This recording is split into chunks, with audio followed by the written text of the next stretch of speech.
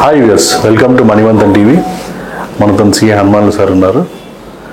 ITR ఒక filing and mistakes రీసెంట్గా ఒక ఆర్టికల్ వచ్చింది. చాలామంది తెలియక మిస్టేక్స్ చేస్తున్నారని సార్ని అడిగి తెలుసుకుందాం. Sir good morning sir. Good morning sir, ఈ ఐటీఆర్ ఒక ఫైలింగ్ చేసేటప్పుడు చాలామంది మిస్టేక్స్ అవుతున్నాయంట సార్, తెలిసి తెలియక. సో దాని మీద మీరు ఇచ్చే సలహా సార్? ఇప్పుడు ఐటీఆర్ అనేది అదే ఇప్పుడు ఇన్కమ్ ట్యాక్స్ రిటర్నే communication between the tax payer and department. Income tax డిపార్ట్మెంట్కు ట్యాక్స్ పేయర్కి మధ్య ఉండే కమ్యూనికేషన్ అదే ఐటీఆర్ ఒకటే. ఓకే. ఇన్కమ్ ట్యాక్స్ డిపార్ట్మెంట్ ఏమంటుందంటే right person, right tax, right time collect చేయాలంటుంది. అది మిస్టేక్స్ జరుగుతాయి అంటే తెలిసి మిస్టేక్ జరిగేది అవకాశం తక్కువ ఉంది ఇప్పుడు. ఎందుకంటే డిపార్ట్మెంటు మనం ఫైల్ చేయగానే డిపార్ట్మెంట్ అడుగుతుంది, మీరు చూపించేదేమో ఇంత ఉంది, మాకున్న ఇన్ఫర్మేషన్లో ఇంత ఉంది అని అడుగుతాను. అది కరెక్ట్ అంటే మాకు రివైజ్ ఫైల్ చేయమంటారు, తప్పు ఉందనుకుంటే రిజెక్ట్ చేయమంటారు. ప్రతిసారి ఇన్ఫర్మేషన్ ఇన్కమ్ ట్యాక్స్కి ఇప్పుడు గత 2 సంవత్సరాలు బట్టి వాళ్ళ దగ్గర ఉన్న ఇన్ఫర్మేషన్ మనకు పంపిస్తారు పోర్టల్లో. డాష్ పంపించి మీరు కన్ఫర్మ్ చేయండి ఇది మీదా కాదా ట్రాన్సాక్షన్. మనైతే మనదని చెప్పచ్చు, కాకపోతే కాదని చెప్పచ్చు. మన అందులో కొంచెం మనది అని కూడా అది కూడా చెప్పచ్చు. ఓకే. సపోజ్ 10 లక్షలు ట్రాన్సాక్షన్, దాంట్లో 5 లక్షలు మనది, 5 లక్షలు కాదు. అందులో 5 లక్షలు మాత్రం నాది, 5 లక్షలు నాది కాదని కూడా చెప్పచ్చు. ఓకే. ఇవన్నీ ఆప్షన్ అయిన తర్వాత రిటర్న్ ఫైల్ చేస్తాం. రిటర్న్ ఫైల్ చేసినప్పుడు తప్పించుకునే అవకాశం లేదు చాలా వరకు. తెలియక అని చెప్పనేది మాత్రం జరగవచ్చు, కానీ తెలియకలే కానీ ఎవరు చూస్తారులే అని అనుకొని చేసేవాళ్ళు చాలామంది ఉంటారు. తెలియక తప్పు జరగదు. ఎందుకంటే అంత 10 లక్షలు 12 లక్షలు సంపాదించే వాళ్ళు తెలియకుండా ఉండరు సాధారణంగా. ఏదో ప్రయత్నం చేద్దాం, దొరుకుతుంది లేకపోతే లేదు అని చెప్పని విధంగా ప్రయత్నం చేస్తాం. కానీ దాని కాన్సిక్వెన్స్ చాలా తీవ్రంగా ఉంటాయి అన్నమాట. ఇంతకుముందు చెప్పినట్టుగా 75% ట్యాక్స్ పడుతుంది. అప్పీల్కి వెళ్ళాలి. అప్పీల్ కూడా డిపార్ట్మెంటే కాబట్టి 90% డిపార్ట్మెంట్ చేసేది యాక్సెప్ట్ చేస్తారండి. ఓకే. తర్వాత ట్రిబ్యునల్కి వెళ్ళాలి. ట్రిబ్యునల్లో మన ఫేవర్గా వస్తే పర్వాలేదు, రాకపోతే ఒకవేళ ఫ్యాక్ట్స్ సంబంధించి అక్కడనే సెటిల్ అయిపోతుంది. అది ఫైనల్ హైకోర్టుకి వెళ్ళే అవకాశం ఉండదు. లీగల్ ఇష్యూ అయితే హైకోర్టు కూడా వెళ్ళచ్చు. తప్పు ఎందుకు జరుగుతుంది అని చెప్పానంటే ఒక ఒపీనియన్. ట్యాక్స్ పేయర్ ఏమనుకుంటుంటే తగ్గించుకోవాలి కాబట్టి నాకు బెనిఫిట్ ఉంది, నేను వాడుకుంటాను అంటాడు. డిపార్ట్మెంట్ ఏమంటుందంటే నో నీకు ఎలిజిబిలిటీ లేదు, అయినా మీరు క్లెయిమ్ చేశారు కాబట్టి we don't accept it. Okay. Difference of opinion ఉంటుంది. కొన్ని జడ్జ్మెంట్స్ మన ట్యాక్స్ పేయర్ ఫేవర్గా ఉంటాయి, కొన్ని డిపార్ట్మెంట్ ఫేవర్గా ఉంటాయి. ట్యాక్స్ పేయర్ ఏమంటే నాకు ఈ జడ్జ్మెంట్ ప్రకారం నాకు బెనిఫిట్ ఉంది, నేను తీసుకోవచ్చు అంటాడు. డిపార్ట్మెంట్ ఏమంటుందంటే నో అది కాదు, మాకు ఫేవర్ ఈ జడ్జ్మెంట్ ఉంది, మేము చేయడానికి లేదు, ఈ గో ఫర్ అప్పీల్ గారు ట్రిబ్యునల్కి అంటారు అనమాట. ఈ విధంగా డిఫరెన్స్ ఆఫ్ ఒపీనియన్ ఉంటాయి. ఇక ఫ్యాక్ట్స్ అనేది తప్పు చూపించడం, ఇదేమో డిఫరెన్స్ ఆఫ్ ఒపీనియన్. ఫ్యాక్ట్స్ తప్పు చూపించడం. సపోజ్ మీరు రెంట్ పే చేస్తారు 20 సపోజ్ 60,000 పేమెంట్ చేస్తారు, నెలకు 5,000 చొప్పున. కానీ 2,40,000 చూపించారనుకోండి, నెలకి 5,000 ఇచ్చి 20,000 ఇచ్చిన చూపించాను అనుకోండి, తీసుకున్న ఎవరో అని అడుగుతారు. అది తీసుకున్న నేను తీసుకున్నా అని చెప్పాలి కదా. అని ఒప్పుకోలేదంటే ఈ 2,40,000 తప్పన్నట్టే కదా. ఈ విధంగా కాస్ట్ చెక్ ఉంటుంది డిపార్ట్మెంట్. బ్యాంక్లో ప్రతి నెల రికరెంట్ డిపాజిట్ 10,000 ఇస్తాను నేను నెలకు. అడుగుతుంది 1,20,000 మీయేనా కాదా, నెలకు 10,000 వేసింది. మనం ఏమని చెప్పాను అనుకోండి, మీ ఆదాయం ఎంత ఉందని చూస్తాం. సపోజ్ నెలకు 1,00,000 వేసారనుకోండి, 12 లక్షల పైన ఆదాయం ఉందా లేదా చూపించింది. ఇది ఫ్యాక్ట్స్ అన్నమాట. తక్కువ చూపించే ప్రయత్నం చేస్తారు, ఖర్చు ఎక్కువైనట్టుగా, ఆదాయం మిగిలినట్టుగా చూపి. దానికి సాక్ష్యం ఏంటంటే 4 రకాల సాక్ష్యం ఉంటాయి. ఒకటి బ్యాంక్ పేమెంట్ ఉండాలా, 2 టీడీఎస్ చేసి ఉండాలా, జిఎస్టీ కట్టి ఉండాలా, మళ్ళీ ఎవరికైతే ఇస్తున్నామో పేమెంట్ ఆ వ్యవహారం చేసినట్టు ఉండాలి. సపోజ్ కార్ కిరాయి ఇచ్చారని చూపించాను, కార్ లేదు, కార్ కిరాయి ఇదే కాదన్నా ఓన్ కార్ అనుకోండి, కిరాయికి ఇచ్చే అవకాశం లేదు. కిరాయికి ఇచ్చారని చూపిస్తే తప్పు అవుతుంది, రాంగ్ క్లెయిమ్ అవుతుంది. అదే మేము వేరే చోటుకి వెళ్ళాను, ట్రావెలింగ్ పోయి వచ్చాను, ఫ్లైట్లో ఇంత నేను చెప్పాను, ఫ్లైట్ ఇక్కడ ఉంచుకోవాలి కదా. ఇట్లాంటివి అనమాట. ఇట్లాంటి ఎవిడెన్స్లు వెరిఫై చేసుకుంటారు. మనకి ఎవిడెన్స్ అడుగుతుంది డిపార్ట్మెంట్. చూపిస్తే పర్లేదు, చూపించకపోతే మాత్రం అన్డిస్క్లోజ్డ్ ఇన్కమ్ మీద ట్యాక్స్ వేస్తారు. సార్ ఇప్పుడు నేను రీసెంట్గా విన్నాను సార్, స్కూల్ ఫీజు కట్టేది కూడా చూపించాలి పిల్లలు ఒకవేళ ఇన్ కేస్, అది కూడా నిజమే సార్? అది అయితే ఏమో కొన్ని ఎగ్జామ్షన్స్ ఉన్నాయి డిపార్ట్మెంట్కి. సపోజ్ పిల్లలు స్కూల్కి వెళ్తున్నా అనుకోండి, దానికి ఇంత మంత్లీ ఇంత అని ఎగ్జామ్షన్ ఉంది, ఇయర్లీ ఇంత అని ఎగ్జామ్షన్ ఉంది. వాళ్ళ పిల్లల ఎడ్యుకేషన్ లోన్ తీసుకుంటాము, దాని మీద కూడా ఎగ్జామ్షన్ ఉంది. తర్వాత మనము హెచ్ఆర్ఏ ఇవన్నీ ఉంటాయి కదా, ఎగ్జామ్షన్ ఉంటుంది.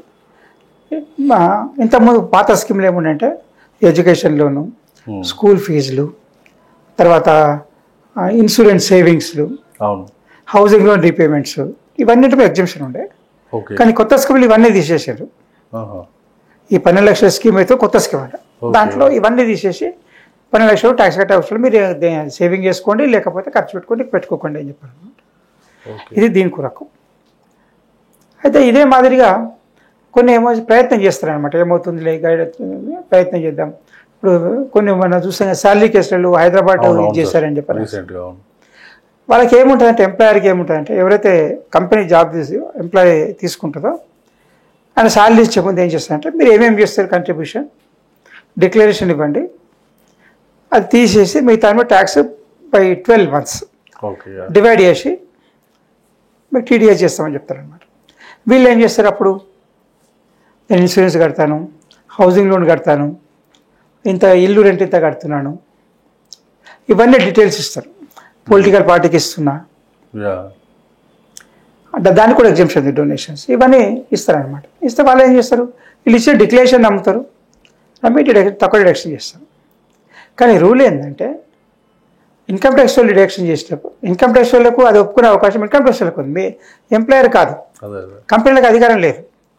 మీరు ఎంత సాలరీ ఉందో టీడీఎస్ చేయండి, వాళ్ళు రిఫండ్ క్లెయిమ్ చేసుకొని రిటర్న్లో ఫైల్ చేసుకుంటారు. ఇవన్నీ వాళ్ళకి మీకు ఇచ్చే బదులు వాళ్ళకి ఇచ్చుకొని క్లెయిమ్ చేసుకొని రిఫండ్ తీసుకొని, అది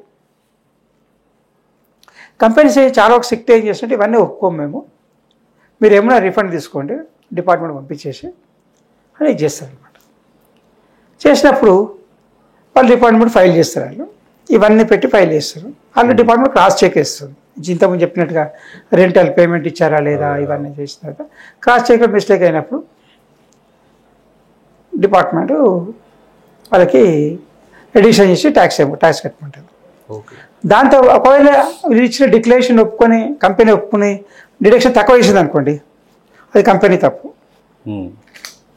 క్లెయిమ్లు ఒప్పుకునే అధికారం ఇన్కమ్ ట్యాక్స్ డిపార్ట్మెంట్కి ఉంది, కంపెనీకి లేదు. ఎవిడెన్స్ ఉంటే తీసుకోండి, వాళ్ళు అడగండి, ఎవిడెన్స్ ఉంటే ఇవ్వండి, మరి డిపార్ట్మెంట్కి ఇచ్చుకోండి, మాకు అవసరం లేదు, మేము శాలరీ మీద డిడక్షన్ చేస్తాం అని చెప్పాలి. కానీ కొందరు ఏం చేస్తారంటే వాళ్ళని ఇన్ఫ్లుయెన్స్ చేస్తాం, వాళ్ళు ఇన్ఫ్లుయెన్స్కి వస్తారో లేకపోతే ఎవరో చేసినో ఏం కాదు, ఇల్లు చేస్తారో ఏం కాదు, ఇది మిస్అండర్స్టాండింగ్ అనమాట. ప్రతి కంపెనీ తీసుకోవాలి, నువ్వు ఇచ్చే శాలరీ మీద టీడీఎస్ చేయి అంతే, ఖర్చుల గురించి ఒప్పుకునే అవకాశం లేదు, అవసరం లేదు. అది వాళ్ళు డిపార్ట్మెంట్ ఫైల్ చేసి రిఫండ్ తీసుకుంటారు, ఏమో దాంట్లో. దీనివల్ల ఏమైందంటే, ఇప్పుడు వీళ్ళు ఇచ్చిన డిక్లరేషన్ ఒప్పుకొని రిసిప్ట్ చూడకుండా వెరిఫై చేయకుండా ఒప్పుకునేసరికి ఇప్పుడు కంపెనీ బాధ్యులు అయిపోయి దాన్ని ఏమంటారంటే డిఫాల్టర్ ఇన్ టీడీఎస్ అంటారు అనమాట. నువ్వు తప్పు క్లెయిమ్ ఒప్పుకున్నావు కాబట్టి యు ఆర్ ఆల్సో రెస్పాన్సిబుల్ అన్ని కంపెనీస్కి నోటీస్ ఇస్తుంది ఇన్కమ్ ట్యాక్స్ డిపార్ట్మెంట్. కొన్ని గవర్నమెంట్ డిపార్ట్మెంట్స్కి వచ్చాయి, ప్రైవేట్ కంపెనీస్కి వచ్చాయి, అందరికి వచ్చాయి అనమాట నోటీసులు. అంటే ఈ రాంగ్ క్లెయిమ్ చేయడం వల్ల అయితే ఏమైందంటే, చాలా వరకు ఈ రాంగ్ క్లెయిమ్ చేసిన అందరు చేయరు, ఆ ఫైలింగ్ చేసేవారు కూడా అందరు చేయరు, కొద్ది స్పెషలిస్టులు ఉంటారు, వాళ్ళు మాత్రమే చేస్తారు ఫైలింగ్. అది ఇప్పుడు ఈ న్యూస్లో మీరు చెప్పిన న్యూస్లో ఏంటంటే, ఒకటే మెయిల్ ఐడి నుంచి ఇవన్నీ రిటర్న్స్ పోయినాయి, ఈ ఫాల్స్ క్లెయిమ్ చేసిన రిటర్న్స్. అంటే ఐపీ అడ్రస్ ఉంటాయి కదా, ఒకటే ఐపీ అడ్రస్ నుంచి పోయినట్టు రిటర్న్, 1-2 మ్యాక్సిమం అంతే. వాళ్ళే రాంగ్ క్లెయిమ్స్ ప్రూవ్ అయింది, వాళ్ళ దగ్గర నుంచే డిపార్ట్మెంట్ 110 కోట్ల వరకు ఏదో రాంగ్ క్లెయిమ్ చేశారు అని చెప్పని ఇది చేసింది కదా, అవన్నిటిపై యాక్షన్ తీసుకుంటారు. అంటే మరి ఇంతమంది ట్యాక్స్ ప్రాక్టీషనర్లు చార్టెడ్ అకౌంట్లు ఉన్నారు, మరి వాళ్ళు ఇద్దరు ముగ్గురు ఎందుకు చేసిన వాళ్ళు మీతో చెయ్యరు. ఎందుకంటే ఇప్పుడు ఇంతమంది లాగా తప్పించుకునే అవకాశం లేదు, మన ఐపీ అడ్రస్ నుంచి పోతుంది, పేరు ఐపీ అడ్రస్ మనదే ఉంటుంది, అక్కడ ఎవరు ఫైల్ చేస్తారో వాళ్ళ పేరు మీద ఉంటుంది. వీళ్ళు కూడా అలా భాగస్వాములు అయినట్టు డిపార్ట్మెంట్ స్ట్రింజెంట్ యాక్షన్ తీసుకుంటుంది, కంపెనీ మీద తీసుకుంటుంది, ఫైల్ చేసే మీద తీసుకుంటుంది, ట్యాక్స్ పేర్ మీద తీసుకుంటుంది. ఇంకా దీంతో పాటు ఒకవేళ రాంగ్ క్లెయిమ్ సర్టిఫికేట్ ఇస్తారనుకోండి, ఒక రిసిప్ట్ ఇచ్చి తర్వాత మళ్ళీ అడ్జస్ట్మెంట్ చేసుకుందాంలే అంటారు చూడండి, వాళ్ళ మీద కూడా యాక్షన్ తీసుకుంటారు. ఇప్పుడు పొలిటికల్ పార్టీస్ మీద ఆ పార్టీస్ ఎప్పుడు కూడా రిజిస్టర్డ్ కాదు, ఈసీఐ ఎలక్షన్ కమిషన్ ఎప్పుడు రిటర్న్ ఫైల్ చేయలేదు. వాళ్ళకి డొనేషన్ ఇచ్చిన చూపించేసి ఆ రిఫండ్ క్లెయిమ్ చేశారు. ఓకే, వాళ్ళ ఎలక్షన్ ఫండ్ డొనేషన్ ఇస్తే ఎగ్జంప్షన్ ఉంది, వాళ్ళకి ఇచ్చినట్టు క్లెయిమ్ చేసి రిఫండ్ తీసుకున్నారు అనమాట. వాళ్ళు పొలిటికల్ పార్టీ రిజిస్టర్ అయితే ఎలక్షన్ కమిషన్ ప్రతి సంవత్సరం రిటర్న్ ఫైల్ చేయాలి, డీటెయిల్స్ ఇవ్వాలి, ఎవరు ఎంత తీసుకున్నామని. వాళ్ళు ఎప్పుడు ఇన్కమ్ ఎలక్షన్ కమిషన్ ఫైల్ చేయలేదట. వాళ్ళు వాళ్ళ బేసిస్ మీద కంపెనీ ఒప్పుకున్నది కాబట్టి కంపెనీ కూడా తప్పు అవుతుంది. రాంగ్ ఫైల్ సబ్మిట్ చేసింది కాబట్టి ఎంప్లాయీ తప్పు అవుతుంది. దాన్ని కరెక్ట్గా వెరిఫై కూడా అప్లోడ్ చేసిన కాబట్టి ప్రొఫెషనల్ తప్పు అవుతుంది, అప్లోడ్ చేసిన అతను. ఈ విధంగా అందరికీ ప్రాబ్లం వచ్చే అవకాశం ఉంటుంది. ఇప్పుడు ఫిగర్స్ ఎప్పటికీ మారవు, అవి సాక్ష్యం ఎప్పటికీ మారదు, దాన్ని మార్చే ప్రయత్నం కూడా చేయదు. కానీ ఏమవుద్దులే అనుకుంటే మాత్రం ఇన్కమ్ ట్యాక్స్ ఒక్కోసారి ప్రాబ్లం వచ్చిన తర్వాత ఎంత సివియర్గా ఉంటుందో పడ్డవాళ్ళకి తెలుస్తుంది బాగా.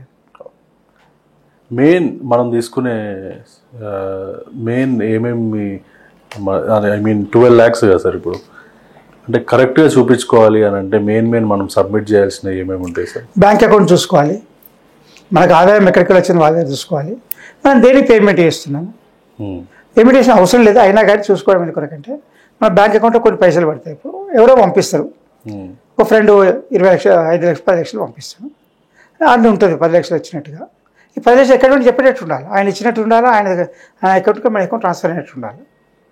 Bank first evidence bank statement, second evidence మనకు వచ్చిన ఆదాయం, ఇచ్చేవాళ్ళు ఎట్లు ఇస్తున్నారు, వాళ్ళు టీడీఏ చేసిండ్రా లేదా, ఎంత టీడీఏ చేసిండ్రు అది చూసుకోవాలి.